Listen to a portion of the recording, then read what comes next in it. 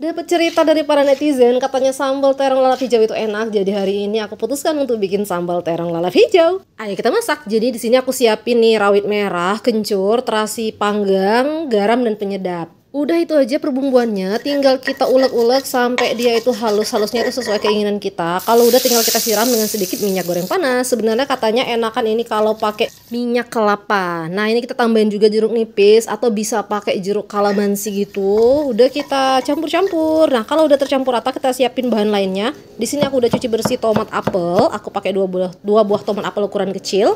Diiris-iris saja kayak gini, kemudian bawang merah yang banyak. Mumpung bawang merah itu sedang murah. Kemarin kan di tempatku harganya 13.000, sekarang malah turun lagi Rp1.000. Jadi sekarang Rp12.000 per kilo. Lanjut kita pakai beberapa buah terong lalap hijau. Sejujurnya ya di daerahku ini biasanya yang namanya terong bulat itu adalah untuk lauk yang dimasak. Bisa disambal atau olahan lainnya, tapi intinya yang namanya terong itu dimasak ya. Baru akhir-akhir ini nih aku tahu yang namanya terong hijau ini ada yang bisa untuk lalapan. Dulu yang aku tahu yang namanya terong lalap itu cuma terong kecil yang kecil-kecil warna ungu itu loh.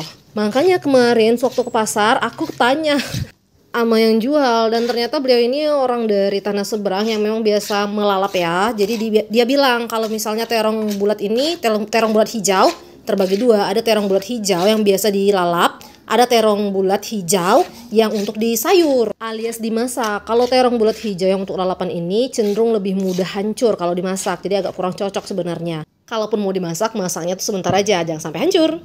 Sambal terong lalap hijau kita udah selesai. Tinggal kita peresin dengan air jeruk kalau dirasa kurang yang tadi. Dan kita aduk-aduk sampai tercampur rata. Aku tadi juga udah siapin nasi. Nasinya tuh udah aku dinginin dulu karena katanya kadar gulanya tuh lebih rendah ya kalau misalnya kita dinginin si nasi atau nasi yang sudah dingin.